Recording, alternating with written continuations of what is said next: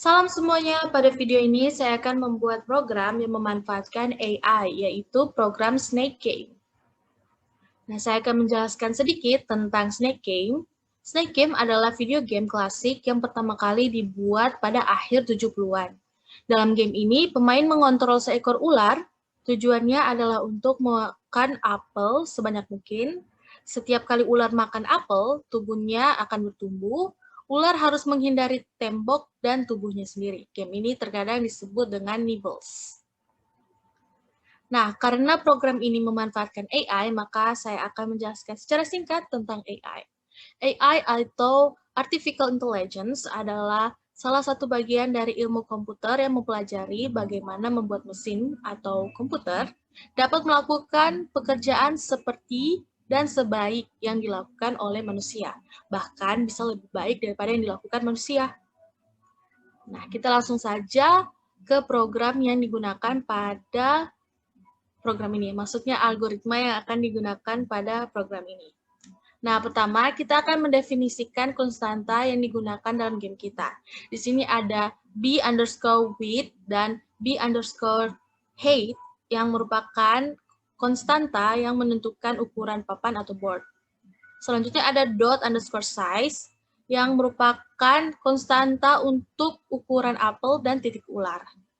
Selanjutnya ada all_dots yang merupakan konstanta yang mendefinisikan jumlah maksimum yang mungkin di papan atau board. Selanjutnya ada reds_post yang merupakan konstanta yang digunakan untuk menghitung posisi acak atau random untuk apple. Nah, selanjutnya ada delay yang merupakan konstanta yang digunakan untuk menentukan kecepatan permainannya. Nah, di sini kita juga menggunakan array, yang dimana kedua array ini menyimpan koordinat X dan Y dari semua sendi ular. Nah, selanjutnya, di sini kita punya metode load image. Dalam metode load image ini, kita mendapatkan gambar untuk permainan. Setelah itu ada kelas image icon yang digunakan untuk menampilkan gambar PNG-nya. Nah, selanjutnya dalam metode init game, kita membuat ular, setelah itu menemukan apel secara acak di board, dan memulai penghitung waktunya.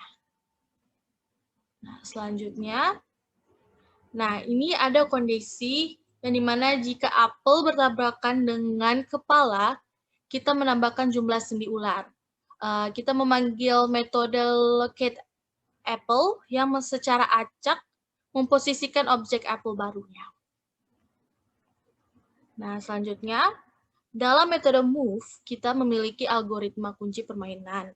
Untuk memahaminya, kita lihat bagaimana ular itu bergerak. Kita mengontrol kepala ular, kita dapat mengubah arahnya dengan tombol kursor. Sisa sambungan bergerak satu posisi ke atas rantai, sendi kedua bergerak di posisi yang pertama, sendi ketiga di mana posisi sendi kedua, dan seterusnya seperti itu. Nah, di sini ada kondisi for dan if. Untuk kondisi for ini, kode ini menggerakkan sambungan ke atas rantai. Nah, setelah itu untuk kondisi if ini, kode ini menggerakkan kepala ke kiri, kepala ular ke kiri. Nah, setelah itu dalam metode check collision, kita menentukan apakah ular itu menabrak dirinya sendiri atau salah satu dinding board. Nah, di sini ada kondisi yang dimana jika ular itu mengenai salah satu persendiannya dengan kepalanya, maka permainannya berakhir atau game over. Nah, setelah itu ada juga kondisi yang dimana permainan selesai jika ular menyentuh bagian bawah board atau papan. Nah, selanjutnya. Nah, ini adalah kelas Snake yang merupakan main class dari program ini. Setelah itu ada metode set resizable yang mempengaruhi inset dari JFrame container pada beberapa platform. Oleh karena itu, penting untuk memanggilnya sebelum metode pack. Jika tidak, benturan kepala ular dengan batas kanan dan bawah mungkin tidak bekerja dengan benar. Nah, tiba saatnya kita langsung saja mencoba game dari program ini. Oke, untuk program game ini saya menggunakan bahasa pemrograman Java. Jadi seperti ini source code-nya. Setelah itu ada main kelasnya Snake. Oke. Nah, langsung saja run dan sudah bisa bermain. Nah, jadi di awal permainan dots-nya akan dimulai dari 3 dots. Setelah itu setiap memakan apel dia akan menambah dots-nya dan menjadi panjang.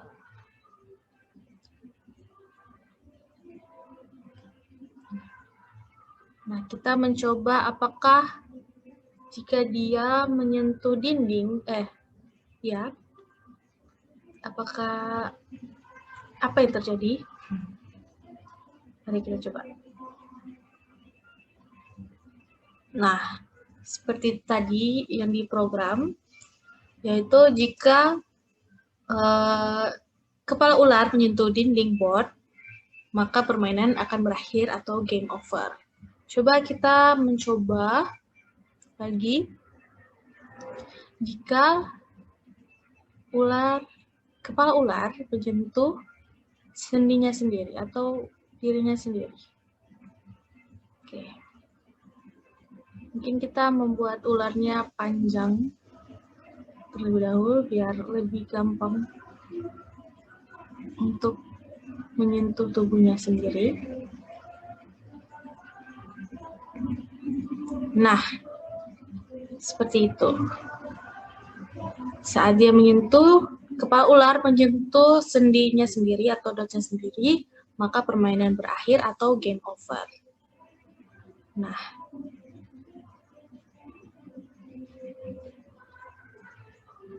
baik, sekian dari video saya kali ini. Lebih dan kurangnya mohon dimaafkan. Semoga video ini bermanfaat dan terima kasih.